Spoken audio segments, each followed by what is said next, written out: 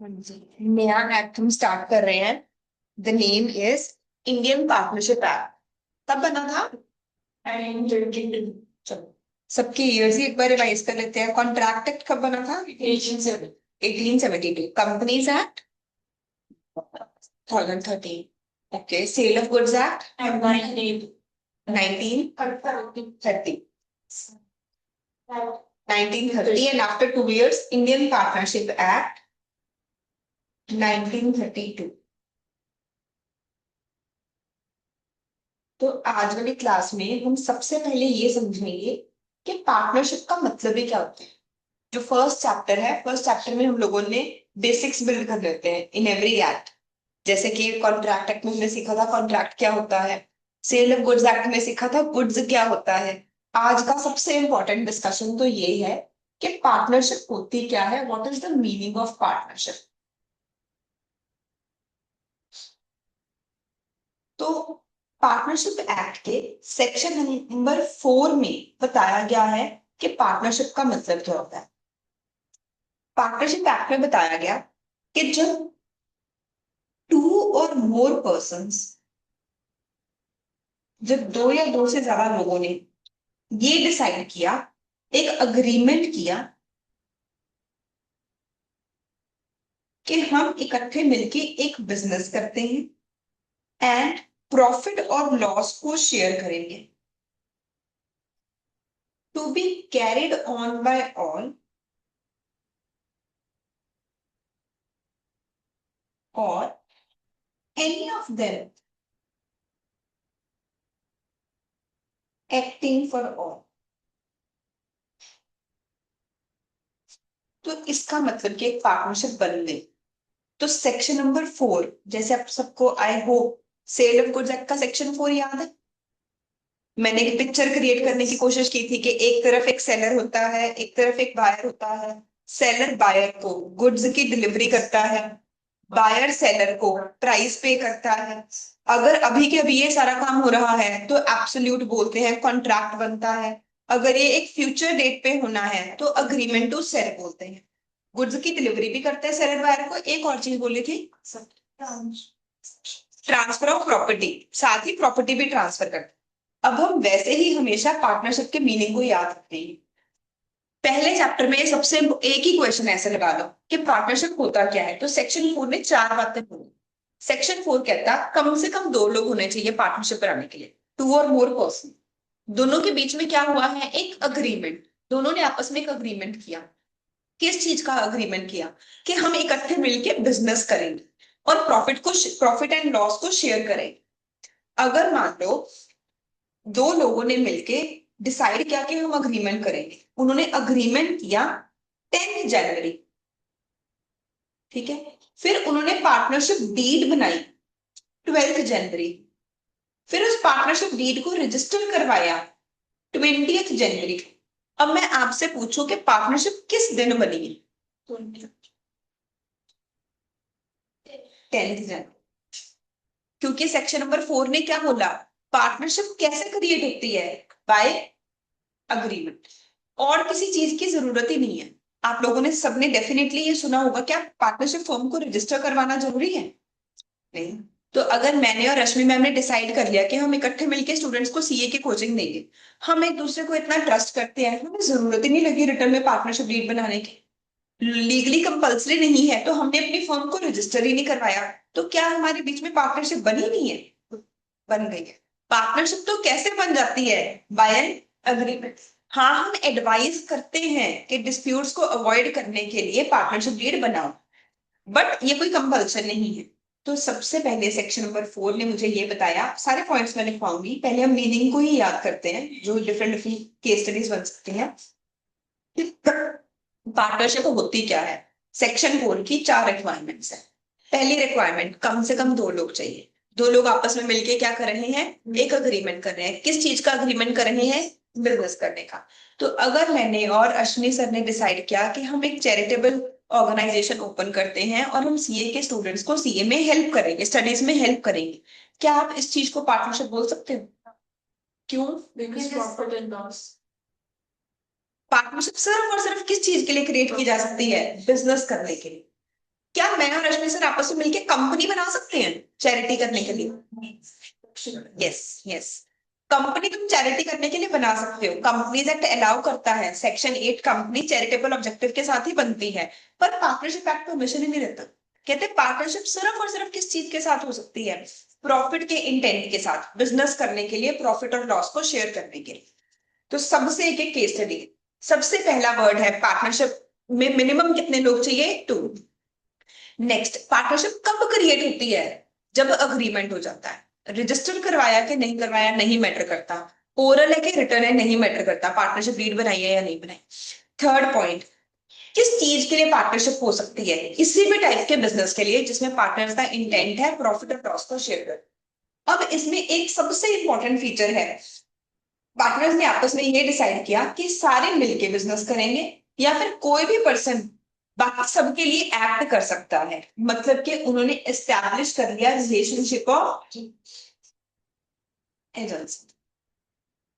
ठीक है, इसके साथ एक और वर्ड लिखेंगे, प्रॉफिट और लॉस शेयरिंग, शेयर करना। अग्रीमेंट जो है ओरल भी हो सकता है, रिटर्न भी हो सकता है। Next 20 minutes, we are going to discuss only this section. Let's learn these 4 words and then start reading from book. Indian partnership act में सबसे पहले मुझे ये समझना है पार्टनरशिप वर्ड का मतलब ही क्या है। सेक्शन नंबर 4 ने बताया कि पार्टनरशिप कब क्रिएट हो। सेक्शन नंबर 4 ने मुझे 4 बातें बताई। सबसे पहला पॉइंट, कम से कम 2 लोग चाहिए, उनने आपस में एक अग्रीमेंट किया है। किस चीज के लिए किया है? बिजनेस में प्रॉफिट और लॉस को शेयर करने के लिए। एंड उन्होंने डिसाइड किया कि कोई भी पार्टनर अकेला भी काम कर सकता है बाकी सबके बिहाफ पे, या सारे लोग इकट्ठे मिलके भी काम कर सकते हैं। हम एग्जैक्ट लैंग्वेज याद करेंगे, कैरिड ऑन बाय ऑल और any of them acting for all. Agency चाहिए हमें, कैरिड ऑन बाय ऑल और any of them acting for all. अब मैं एक छोटा सा क्वेश्चन और पूछती हूँ, आपने क्या कभी सुना है एक चीज होती है HUF, Hindu undivided family. HUF का फुल फॉर्म है हिंदू अनडिवाइडेड फैमिली। सो जैसे इंडिया में जॉइंट, पंजाब में जॉइंट फैमिलीज देखते हैं, तो चाहे कोई रिटर्न में अग्रीमेंट नहीं हुआ, क्या बेटा अपने फादर को बोल सकता है कि मेरा आपकी प्रॉपर्टी में शेयर है, या अपने ग्रैंडफादर को बोल सकता है कि मेरा आपकी प्रॉपर्टी में शेयर है? यस, कोई अग्रीमेंट नहीं हुआ, तो अपने आप ही उनमें क्या बन रखी है? एक HUF बन रखी है। इसे हम लीगली क्या बोलते हैं? Hindu undivided family. अगर आपसे कोई ये पूछे कि हिंदू अनडिवाइडेड फैमिली कैसे बनती है, क्या इसमें कोई अग्रीमेंट होता है? हिंदू अनडिवाइडेड फैमिली बनती है बाय बर्थ। अगर कोई पर्सन है एक्स, जैसे ही इसके कोई चाइल्ड हुआ, किसी को लॉ अग्रीमेंट करने की जरूरत नहीं, कोई फॉर्म भरने की जरूरत नहीं, कुछ करने की जरूरत नहीं, अपने आप ही लीगली एक नया पर्सन बन गया। इस पर्सन का नाम है, इन दोनों को हम ज्वाइंटली क्या बोल सकते हैं? एक HUF बोल सकते हैं। ठीक है, कंपनी कैसे बनती है? लेट से मैंने और साहिल सर ने डिसाइड किया कि हमें कंपनी बना के काम करना चाहिए स्ट्रक्चर्ड वे। हमने डिसाइड किया 5 जनवरी को कि हम कंपनी बनाएंगे। हमने कंपनी के बहुत सारे पेपर्स प्रिपेयर करने थे, स्पाइस फॉर्म, MOA, AOA, बहुत सारे डॉक्यूमेंट्स बनाने में हमें टाइम लग गया। हमने सारे डॉक्यूमेंट्स कंप्लीट किए 12 जनवरी को। फिर हमने ROC को फॉर्म फाइल किया 14 जनवरी को। ROC से हमें परमिशन मिली 20 जनवरी। कंपनी कब बनी? इस दिन हमारा अग्रीमेंट हुआ, इस दिन MOA वगैरह बना, इस दिन सारे डॉक्यूमेंट्स को ROC को फाइल कर दिया और इस दिन COI मिला 20 जनवरी। तो हमने स्पेशली कंपनीज एक्ट में पढ़ा कंपनी कैसे बनती है? By incorporation. जब तक सर्टिफिकेट नहीं मिला तब तक तो कंपनी बनी ही नहीं। तो ये 3 अलग अलग टाइप की चीजें हैं। जो HUF है वो कैसे बनती है? बाय बर्थ, कुछ करने की जरूरत नहीं। जैसे ही कोई बर्थ हुआ, हिंदू अनडिवाइडेड फैमिली किसी हिंदू में अपने आप ही HUF बन जाती है on the basis of an agreement. Agreement oral भी हो सकता है, रिटर्न भी हो सकता है। पर कंपनी कब बनती है? जब गवर्नमेंट की तरफ से लाइसेंस मिलता है, जिसे हम बोलते हैं COI, सर्टिफिकेट ऑफ इनकॉर्पोरेशन। तो आपको स्पेसिफिकली कंपनीज एक्ट में पढ़ाया जाता है incorporation bye registration. Company incorporate होती है जब वो रजिस्टर हो जाए, तब तक कंपनी को कोई जानता ही नहीं है, कंपनी एग्जिस्ट ही नहीं करती। कंपनी की एग्जिस्टेंस शुरू ही यहाँ से होती है। राइट, ये सब अपनी बुक्स ओपन करेंगे।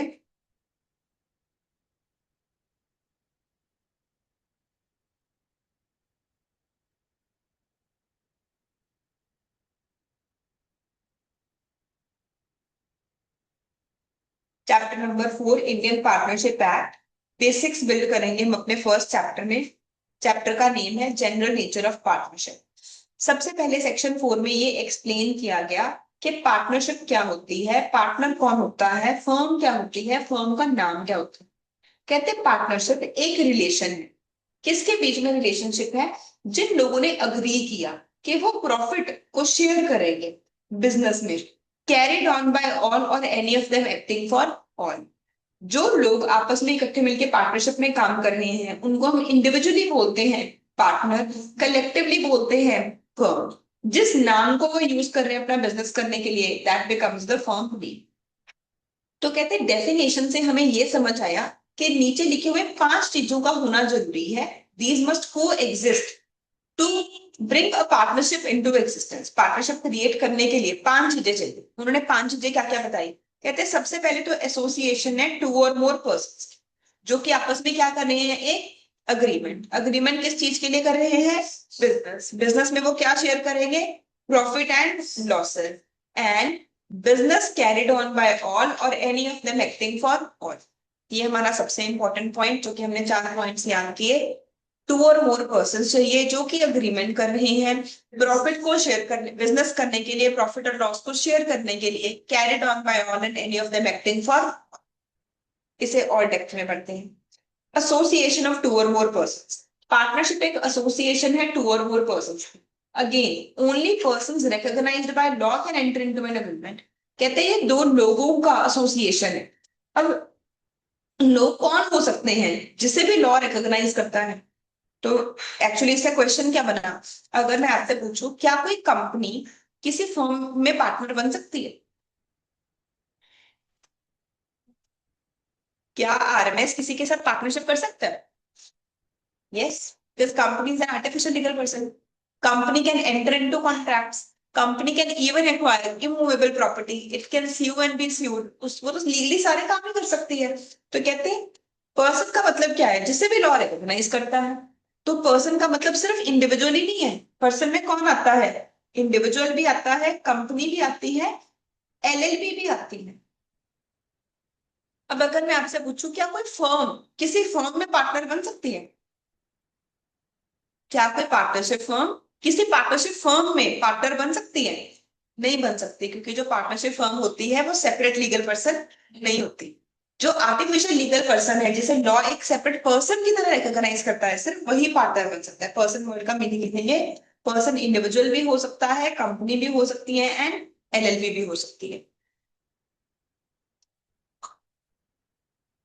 देयरफॉर एक फर्म, क्योंकि वो पर्सन नहीं है in the eyes of law, वो पार्टनर नहीं बन सकती। जो माइनर है वो भी पार्टनर नहीं बन सकता, क्योंकि वो भी लीगली रिकॉग्नाइज नहीं है। पर एक स्पेशल सेक्शन हम लोग पढ़ेंगे जिसमें अगर सारे पार्टनर्स मान जाए तो हम माइनर को सिर्फ क्या बना सकते हैं? प्रॉफिट में पार्टनर बना सकते हैं। आपने पढ़ा हुआ होगा ये पहले भी 12th में। माइनर सिर्फ प्रॉफिट में पार्टनर बन सकता है अगर बाकी सारे पार्टनर्स मान जाए। जो पार्टनरशिप एक्ट है उसमें कहीं पे भी नहीं बताया गया कि मैक्सिमम नंबर ऑफ पार्टनर्स कितने चाहिए। उन्होंने मिनिमम तो बता दी कि 2 चाहिए, मैक्सिमम कहीं पर भी नहीं बताया। बट कंपनीज एक्ट में लिखा हुआ है कि फर्म में लीगली सिर्फ मैक्सिमम 50 पार्टनर्स हो सकते हैं। तो हमें कंपनीज एक्ट से पता चलता है कि मैक्सिमम लिमिट क्या है? 50। Agreement. It may be observed that partnership must be result of an agreement between two or more persons. Partnership एक agreement का result है। जो agreement है entered into by all persons, सारे लोगों ने आपस में मिलके एक agreement किया है। ये जो agreement है voluntary, सबने अपनी मर्जी से किया है। जैसे कॉन्ट्रैक्ट होता है दो लोगों के बीच में, कॉन्ट्रैक्ट किया है। जो अग्रीमेंट है जिससे relationship of partnership arises, agreement express भी हो सकता है, इम्प्लाइड भी हो सकता है। इम्प्लाई कैसे करते हैं? लोगों के कंडक्ट के बेसिस पे। अग्रीमेंट ओरल भी हो सकता है एंड राइटिंग भी हो सकता है। ठीक है, कुछ पॉइंट्स दिखेंगे, सारे पॉइंट्स के बारे में हम एक एक स्पेशल बात लिखेंगे। सबसे पहला, association of two or more persons.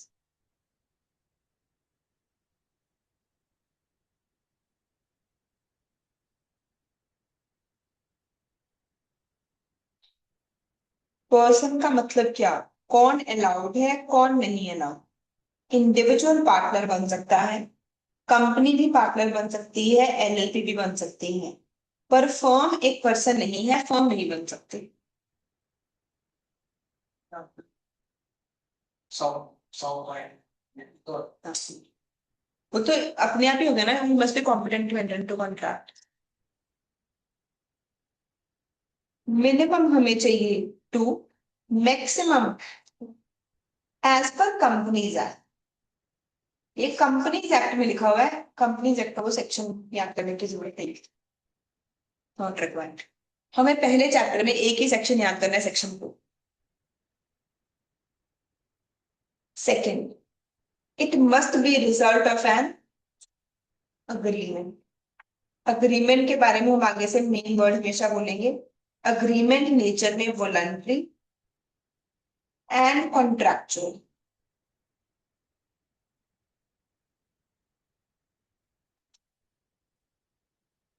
Agreement must be voluntary and contractual. Contractual मतलब कॉन्ट्रैक्ट के सारे रूल्स पूरे हो गए, वॉलंटरी मतलब सबने अपनी मर्जी से किया, there is no coercion, no fraud. अब हम डिफरेंस लिखेंगे। HUF comes into existence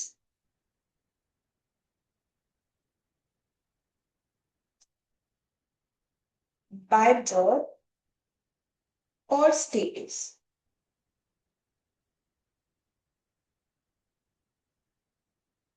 HUF existence में कैसे आती है? बाय बर्थ, और इसे ही लीगली बाय स्टेटस भी बोला जाता है। मतलब अगर मिस्टर ए XYZ फैमिली में बॉर्न है, तो वो लीगली उस स्टेटस को बिलोंग करता है, उसका लीगल स्टेटस है, वो उस HUF का पार्ट। ठीक है, HUF एग्जिस्टेंस में आती है बाय बर्थ और स्टेटस। Firm bye agreement. जो अग्रीमेंट है, ओरल भी हो सकता है, रिटर्न में। कंपनी एग्जिस्टेंस में आती है बाय इनकॉर्पोरेशन, जब COI मिल जाता है।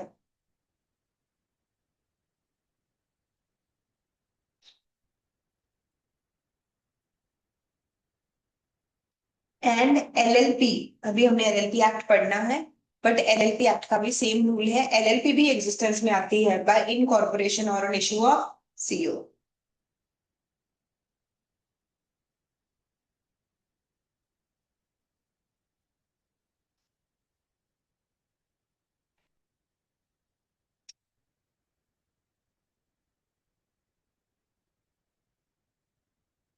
ठीक है, नेक्स्ट, बिजनेस। कहते हैं किस चीज के लिए पार्टनरशिप फर्म बना सकते हो? There must exist a business. Business का मतलब किसी भी तरह का ट्रेड, कोई भी ऑक्यूपेशन, कोई भी प्रोफेशन, बिजनेस होना बस जरूरी है। मोटिव क्या होना चाहिए आपका? प्रॉफिट अर्न करना। जब तक कि आपका प्रॉफिट अर्न करने का इंटेंशन नहीं है, पार्टनरशिप बन ही नहीं सकती। चैरिटी करने के लिए पार्टनरशिप फर्म बना ही नहीं सकते, legally it is not allowed. Agreement किया है हमने प्रॉफिट शेयर करने का, ये भी एक बहुत इंपॉर्टेंट फीचर है कि प्रॉफिट की शेयरिंग की जाए। There can be no partnership where only one person is entitled to whole profit. अगर सारा प्रॉफिट एक ही पर्सन को मिल रहा है, तो वो कोई पार्टनरशिप फर्म बनी ही नहीं है। There must be a provision of sharing of profits in any manner, किसी मर्जी तरीके से प्रॉफिट की शेयरिंग होनी जरूरी है। तीनों एग्जांपल्स रीड करो, फिर मैं फिर आगे बताती हूँ।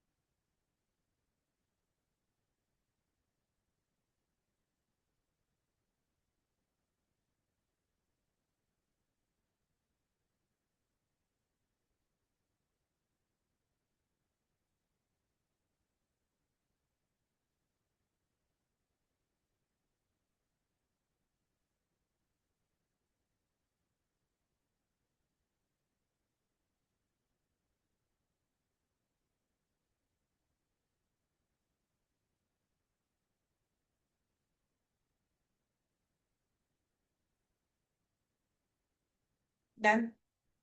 बच्चे मान लो ए बी सी तीनों मिलके बिजनेस कर रहे हैं एंड एक पर्सन है इनका, इनकी फर्म में ए बी सी तीनों इकट्ठे मिलके बिजनेस कर रहे हैं, इक्वली प्रॉफिट को शेयर करते हैं। एक इनके पास पर्सन है डी, जो कि इनकी कंपनी की सारी सेल्स संभालता। तो इन्हें डी ने डी को बोला कि जितना भी प्रॉफिट होगा ना उसमें से 10% तुम्हें भी देंगे। तो क्या डी भी पार्टनर है कि नहीं है? बताओ क्यों नहीं है संजय? प्रॉफिट तो इसे भी मिल रहा है, प्रॉफिट की शेयरिंग तो हो रही है, तो क्या डी भी पार्टनर नहीं होना चाहिए?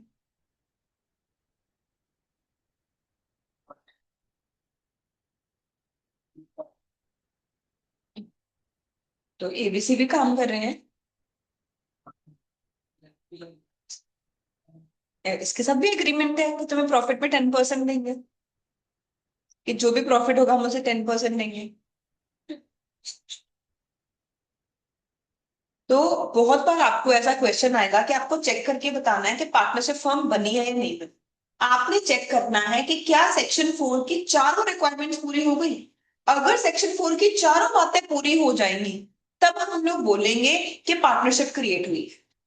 अब करंट एग्जाम्पल में दो से ज्यादा लोग थे, अग्रीमेंट हुआ है कि डी को 10% प्रॉफिट मिलेगा, बिजनेस भी हो रहा है, प्रॉफिट की शेयरिंग भी हो रही है। पर क्या डी कैपेबल है अपने एक्ट्स के साथ बाकी पार्टनर्स को लायबल बनाने के लिए? नहीं। क्या डी एबीसी का प्रिंसिपल है? नहीं। एजेंसी का रिलेशनशिप नहीं। तो अगर आपसे कोई पूछे what is the true test of partnership, मुझे किसी चीज में कंफ्यूजन है कि ये पार्टनरशिप है या नहीं, तो ट्रू टेस्ट क्या है, कहां से फाइनल हो जाएगा कि ये पार्टनरशिप है? That is agency. अगर there is person are promised कि हम लोग एक दूसरे के लिए काम कर सकते हैं, business to be carried on by all, any of them acting for all. मतलब आज हमने ये लाइन याद करके जानी है, business is carried on by all और any of them acting for all. अगर ये चीज एग्जिस्ट करती है तब तो पार्टनरशिप बन गई, नहीं तो अभी तक पार्टनरशिप फॉर्म बनी ही नहीं है। ठीक है। जैसे कि let's take one more example. Sagun ने एक घर खरीदा एंड घर का 50% शेयर सगुन के नाम पे है, 50% मेरे नाम पे है। हमने सोचा कि हम इसे वेस्ट क्यों कर रहे हैं, ऐसे करते हैं इसे रेंट पे दे देते। तो हम दोनों ने मिलके इसके न्यूज़पेपर में ऐड दी, उससे हमने रेंट पे दे दिया। वो पर्सन हमें हर महीने रेंट पे करता है, 50% रेंट मैं रखती हूँ, 50% ये रेंट रखती है। जो भी घर के एक्सपेंसेस आते हैं, घर का इलेक्ट्रिसिटी बिल, घर की रेनोवेशन, 50% मैं पे करती हूँ, 50% सगुन पे करती है। क्या इस केस में हम ये कह सकते हैं कि मेरे और सगुन के बीच में पार्टनरशिप क्रिएट हो गई है? ऐसे सीन, दो लोग भी हैं, अग्रीमेंट भी है, प्रॉफिट और लॉस नहीं शेयर हो रहा, प्रॉफिट ही नहीं, यहाँ पे तो क्या है, सिर्फ एक एक्टिविटी है। इसे बोलते हैं को ओनर्स। दो लोग एक ही घर के ओनर है, बट वो बिजनेस थोड़ी कर रहे हैं। ऐसा थोड़ी है कि शगुन मेरी एजेंट है, मैं शगुन के भी हाथ पे पूरा घर सेल थोड़ी कर सकती हूँ। राइट। तो हम दोनों में एजेंसी का रिलेशनशिप ही नहीं है। तो कोई भी क्वेश्चन आएगा जहां पे हमें कंफ्यूजन होगी, केस स्टडी आएगी कि पार्टनरशिप है या नहीं, आपने अल्टीमेटली सेक्शन 4 ही यूज करना। सेक्शन 4 को याद करेंगे। Section 4 says partnership is an association of two or more persons who have agreed to enter into a business and share profit and loss, and agreed to carry on business which is carried on by all or any of them acting for all। सबसे पहला point, association है दो या दो से ज्यादा लोगों की। पर्सन कौन कौन हो सकता है, कौन कौन पार्टनर बन सकता है? इंडिविजुअल भी बन सकता है, कंपनी भी बन सकती है, एलएलपी भी बन सकती है, क्योंकि कंपनी और एलएलपी भी एक आर्टिफिशियल लीगल पर्सन है। ठीक है। हम लोगों ने कंपनीज एक्ट में पढ़ा था that company can do anything like a human being. But जो पार्टनरशिप फर्म है वो आर्टिफिशियल लीगल पर्सन नहीं है, वो नहीं कर सकती। मिनिमम कितने लोगों की एसोसिएशन है? 2 एंड मैक्सिमम 50। ये एक अग्रीमेंट है, अग्रीमेंट जो कि नेचर में वॉलंटरी है और कॉन्ट्रैक्चुअल है। अब अगर आपसे पूछा जाए एचयूएफ कैसे बनती है, एचयूएफ कब एग्जिस्टेंस में आती है? By birth. पार्टनरशिप फॉर्म कब आती है? By agreement. एंड कंपनी या एलएलपी कब आती है? By incorporation. थर्ड स्टेटमेंट है प्रॉफिट और लॉस की शेयरिंग होनी चाहिए। कुछ नया पॉइंट नहीं है मेरे पास ऐड करने के लिए, आई होप सबने पढ़ लिया, सबको समझ आ गया। ठीक है। को ओनर्स वर्ड को हाईलाइट करेंगे।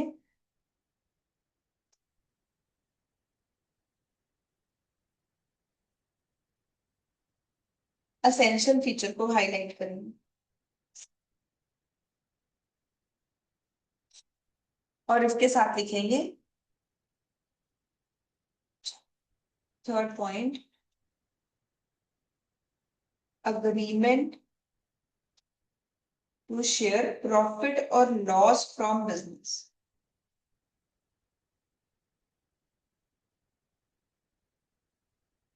N essential feature but not conclusive evidence। ये असेंशियल फीचर तो है पर क्या नहीं है, कंक्लूसिव एविडेंस नहीं है। कंक्लूसिव एविडेंस मतलब कंक्लूजन ही निकल गया, फाइनली हो। जैसे मैंने आपको दो एग्जांपल्स दी, मैनेजर को प्रॉफिट में शेयर देना। आप लोग 11th क्लास में क्वेश्चन करते थे फाइनल अकाउंट्स में कि मैनेजर को प्रॉफिट में कमीशन देनी है 4%, 4 प्रॉफिट्स, कई बार आता था 4% आफ्टर प्रॉफिट। ठीक है, तो प्रॉफिट में शेयर होने से कंफर्म नहीं हो गया कि जो मैनेजर है वो हमारा पार्टनर है। ये एक असेंशियल फीचर है, प्रॉफिट की शेयरिंग होनी जरूरी है, बट ये फाइनल डिसीजन नहीं है। सिमिलरली को ओनर्स, मैंने और सगुन ने आपस में प्लान किया कि हम एक घर खरीदेंगे और रेंट पे देंगे, तो हम प्रॉफिट तो शेयर कर रहे हैं, बट इसका मतलब ये नहीं है कि हम पार्टनर्स हैं।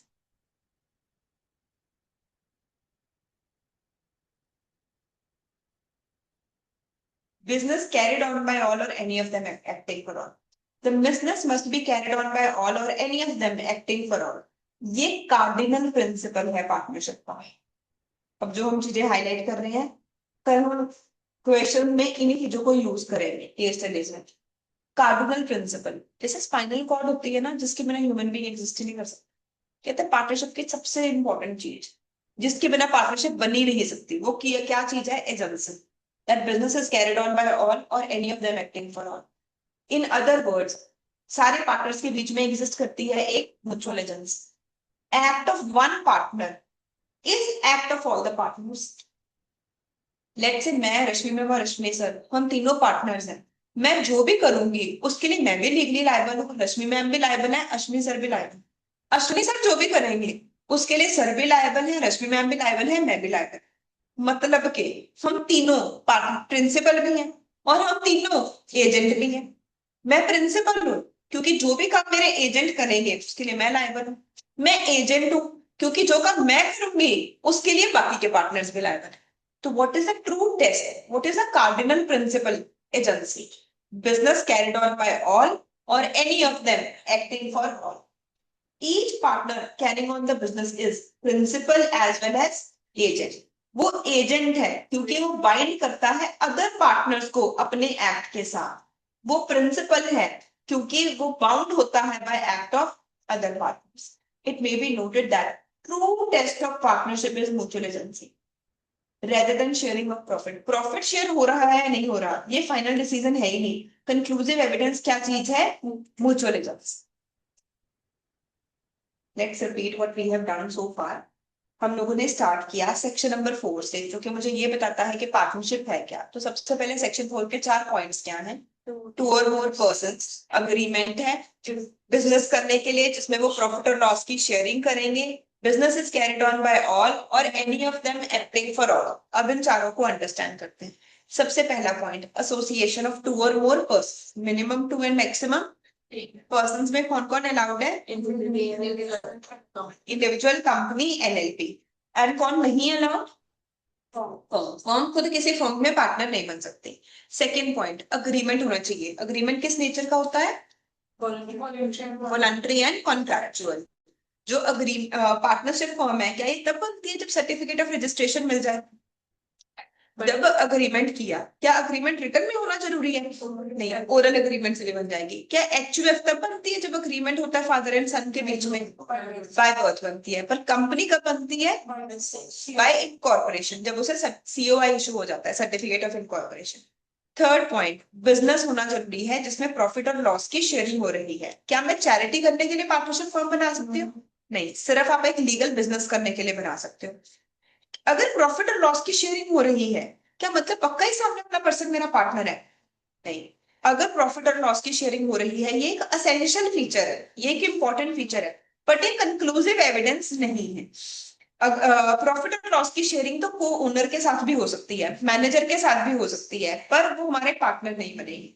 कंक्लूसिव एविडेंस क्या है, ट्रू टेस्ट क्या है? म्यूचुअल एजेंसी, मतलब कि business carried on by all और any of them acting for all, मतलब कि सारे पार्टनर्स ही प्रिंसिपल हैं एंड सारे पार्टनर्स ही एजेंट। अब इसे लिखते हैं इनका फोर्थ पॉइंट, म्यूचुअल एजेंसी। इसका मतलब है business carried on by all और any of them acting for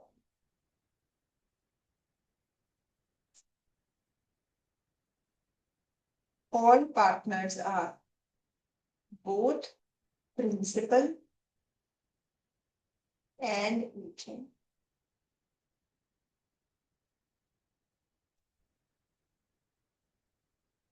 A partner is a principal as he is bound by act of other partners.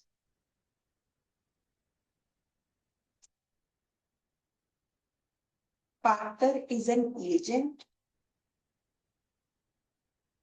because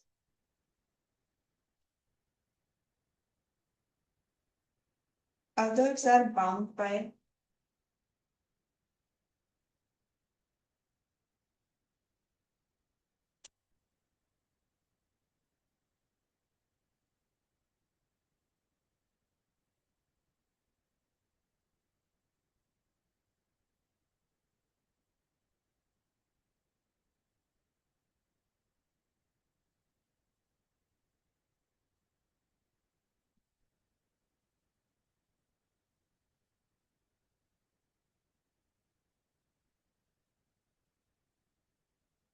बहुत आसान लाइन है ना। पहले ये तुमने पहले ही याद कर ली, business carried on by all और any of them acting for all. फिर लाइन तो एक है, पर मुझे बेनिफिट मिल रहा है 3 पॉइंट्स का। लाइन तो एक के सारे पार्टनर्स ही क्या है, प्रिंसिपल भी एजेंट भी। प्रिंसिपल का मतलब जो बाकी सब करेंगे मैं उसके लिए लायबल, एजेंट का मतलब जो मैं करूंगी उसके लिए बाकी सब लायबल है। इसे लीगली क्या बोला जाता है, म्यूचुअल एजेंसी। इसके बाद हमने लिखना है, ये है true test of partnership.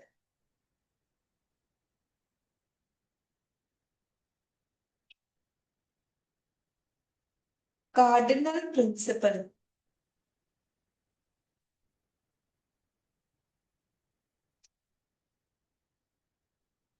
Partnership, जैसे कि कंपनीज एक्ट में आर्टिफिशियल लीगल पर्सन, ये ट्रू ये फंडामेंटल था जिसके ऊपर के कंपनी का कॉन्सेप्ट बैठा हुआ था। तभी हम लिफ्टिंग ऑफ कॉर्पोरेट व्हील पढ़ते थे, है ना।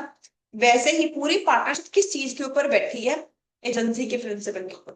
पूरा कंपनी का सिस्टम किस चीज के ऊपर बैठा है, सेपरेट लीगल एंटिटी या आर्टिफिशियल लीगल पर्सन के कॉन्सेप्ट के ऊपर। एग्जाम्पल देखो ध्यान से, एबीसी 3 पार्टनर्स हैं, एबीसी एसोसिएट्स। अगर ए ने कोई भी गुड्स खरीदी फॉर द बिजनेस फ्रॉम के, तो के किससे पैसे मांग सकता है, ए से भी, बी से भी, सी से भी, और फर्म से कलेक्टिवली भी, वो किसी से भी मांग सकता है। सो मतलब के partners are liable jointly and separately. वैसे चाहे आपको ये पता होगा, बट रेफरेंस के लिए लिख लो, partners are liable jointly and separately.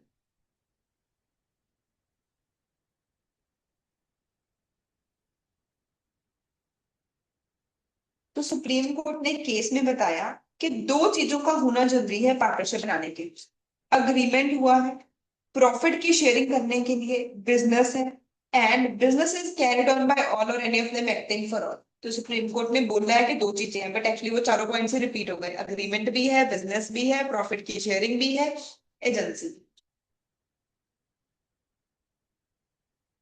The fact that exclusive power and control by agreement is vested in one part. कहते मान लो कोई ऐसा केस है कि सारी पावर सारा कंट्रोल एक ही पर्सन के पास है। लेट्स से हमने डिसाइड किया आरएमएस में कि सारे काम आरएमएस के मैं ही करूंगी, एंड अगर आरएमएस के लिए कोई बैंक अकाउंट ओपन करवाना है वो भी मैं ही करवाऊँ, अगर किसी से कोई पैसे उधार लेने हैं वो भी मैं ही करूंगी, तो क्या इसका मतलब रश्मि मैम मेरे पार्टनर नहीं है? तो कहते हैं चाहे तुम जो मर्जी कर दो, nothing is destructive of theory of partnership. अगर दो लोग एक दूसरे के एजेंट हैं, प्रॉफिट को शेयर कर रहे हैं, बिजनेस कर रहे हैं, तो इसका मतलब क्या पार्टनरशिप। ट्रू टेस्ट क्या है पार्टनरशिप का? कैसे पता चलता है कि पार्टनरशिप बन गई? कहते हैं अगर आपने किसी ग्रुप ऑफ पर्सन में ये चेक करना है कि वो फर्म है या नहीं, और वेदर अ पर्सन इज और नॉट अ पार्टनर, कोई पर्सन पार्टनर है या नहीं, तो आप उन लोगों के बीच का रियल रिलेशनशिप देखो। आप ये देखो क्या उन लोगों के बीच में अग्रीमेंट हुआ है, क्या वो प्रॉफिट शेयर कर रहे हैं बिजनेस, क्या क्या कैरिड ऑन बाय ऑल और any of them acting for all है। कहते हैं पार्टनरशिप अग्रीमेंट से बनती है, स्टेटस से नहीं बनती। जो पार्टनरशिप का रिलेशनशिप है वो कॉन्ट्रैक्ट से बनता है, वो तो वॉलंटरी और कॉन्ट्रैक्चुअल नेचर की होती है, वो स्टेटस से नहीं बनता। अनलाइक एचयूएफ, एक एचयूएफ जो कि फैमिली बिजनेस कर रही है, या फिर एक Burmese Buddhist husband and wife जो कि इकट्ठे मिलकर बिजनेस कर रहे हैं, वो आपस में पार्टनर्स नहीं है, वो तो एचयूएफ है। प्रॉफिट की शेयरिंग होनी जरूरी है। पूरा टॉपिक रीड कर लो, पूरा पेज रीड करो, कोई भी डाउट आए मुझे पूछो।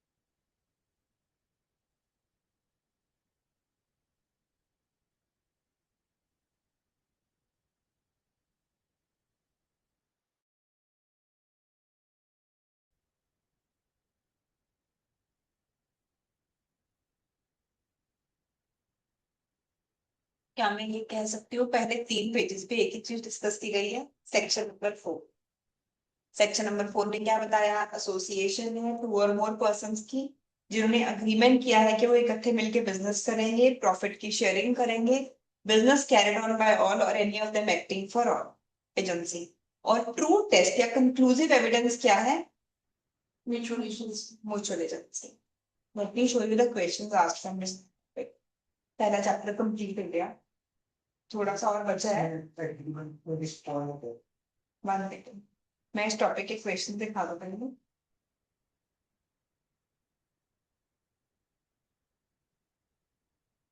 जैसे कि ये देखो, प्रीवियस ईयर क्वेश्चन स्पेशली मैं दिखा रही हूँ।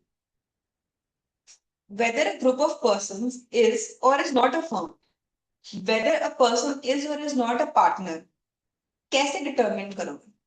तो उन्होंने क्या एक्सप्लेन करेंगे? सेक्शन 4 के चारों पॉइंट्स बताएंगे और बताएंगे कि पहले 3 पॉइंट्स इंपॉर्टेंट हैं।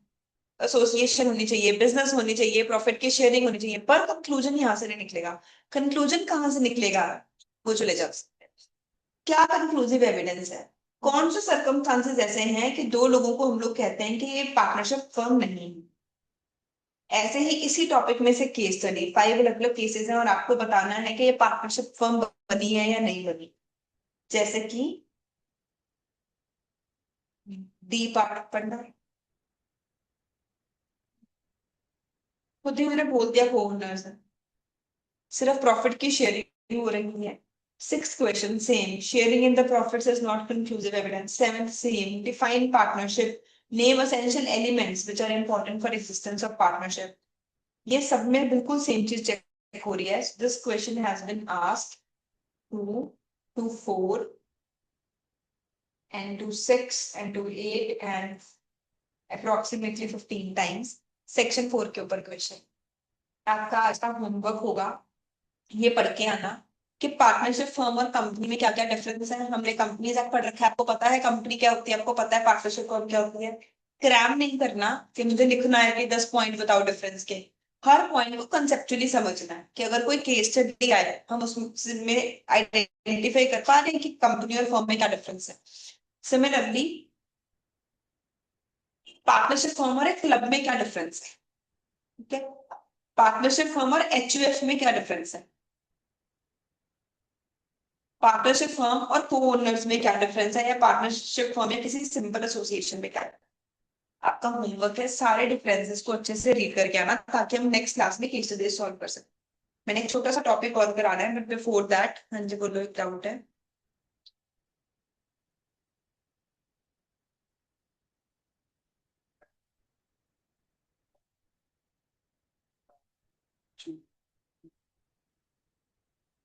ठीक है, हिंदूज में जैन, सिख, बुद्धिस्ट, ये तीनों भी cover.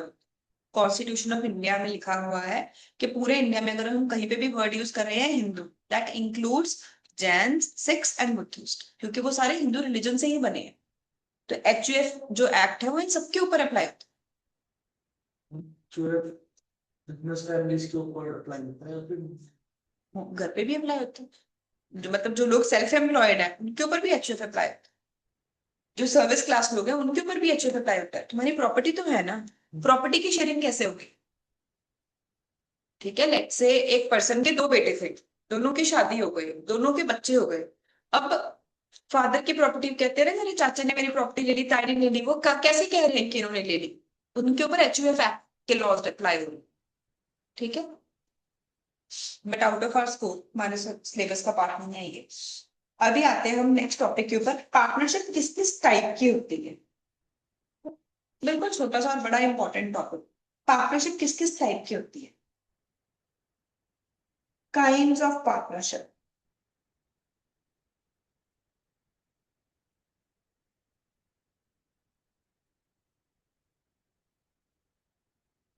On the basis of duration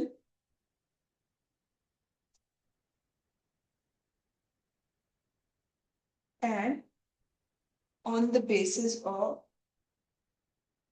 scope of business।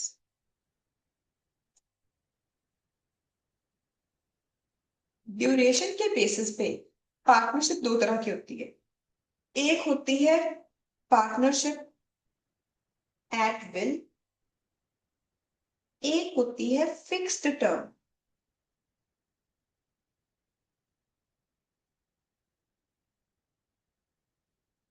On the basis of scope of business, एक होती है पर्टिकुलर पार्टनरशिप और एक होती है जनरल पार्टनरशिप। सबसे पहले समझते हैं फिक्स्ड टर्म वाली पार्टनरशिप पीरियड क्या होती है। लेट्स से मैंने और रश्मि मैम ने डिसाइड किया कि हम 5 साल तक के लिए इकट्ठे बिजनेस करेंगे। तो ये पार्टनरशिप फर्म 5 इयर्स की, 5 साल के बाद फर्म खत्म हो जाएगी। ठीक है।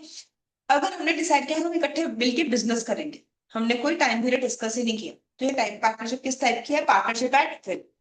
जब तक हम इसे वाइंड अप नहीं करेंगे ये तब तक कंटिन्यू होती रहेगी। तो ड्यूरेशन के बेसिस पे अगर आपने कोई टाइम पीरियड डिसाइड किया है that is partnership for fixed term. अगर कोई टाइम पीरियड नहीं डिसाइड किया that is partnership at will. अब किस किस चीज में पार्टनर हो, हमारी पार्टनरशिप का स्कोप क्या है, एक्सटेंट क्या है, उसके बेसिस पे दो होती है, एक पर्टिकुलर और एक जनरल। मैंने और रश्मि मैम ने डिसाइड किया कि हम इकट्ठे मिलकर सीए की कोचिंग का बिजनेस करेंगे। तो अगर मैं सीए की प्रैक्टिस भी कर रही हूँ नेट से, या फिर मैं फ्री टाइम में शेयर्स में का परचेज का बिजनेस भी करती हूँ, क्या उस प्रॉफिट में रश्मि मैम का कोई राइट है? No. या फिर ऐसे ही रश्मि मैम ने यूपीएससी के लिए इकोनॉमिक्स की कोचिंग देना शुरू किया, क्या मेरा उसमें कोई राइट है? नहीं। ये पार्टनरशिप किस टाइप की है? पर्टिकुलर, एक पर्टिकुलर बिजनेस के लिए हम एक दूसरे के एजेंट्स। तो अगर मुझे शेयर्स के बिजनेस में लॉस हो जाए, मेरी कोई लाइबिलिटीज हो, वो वाले लोग रश्मि मैम से पैसे नहीं मांग सकते। हम सिर्फ किस चीज में पार्टनर्स हैं? एजुकेशन बिजनेस में, जो पर्टिकुलर पार्टनरशिप है। जनरल पार्टनरशिप, मैंने और मैम ने डिसाइड किया कि हम इकट्ठे मिलकर बिजनेस करेंगे। हमने एक ऑफिस रेंट पे लिया और मल्टीपल चीजें करते हैं। अगर हमारे पास कोई सीए का स्टूडेंट है हम उसे भी पढ़ाई पढ़ाते हैं, हमें कोई सीए का क्लाइंट आया हम वो भी सर्विसेज देते हैं, हम स्कूल्स को भी कुछ सर्विसेज प्रोवाइड करते हैं, मल्टीपल सर्विसेज देते हैं। तो सारे बिजनेसेस में हम एक दूसरे के पार्टनर हैं, दैट इज जनरल। आसान है। इस टॉपिक को बस रीड करके आना है। मैं भी खुद क्लास में सब कुछ रीड करवाऊंगी, बट आप रीड करके आना ताकि हम नेक्स्ट क्लास में साथ में केस स्टडीज भी कर सकें। Bye, that's it for today. Take care. Prima facie का मतलब होता है विंडो और फेस ऑफ इट।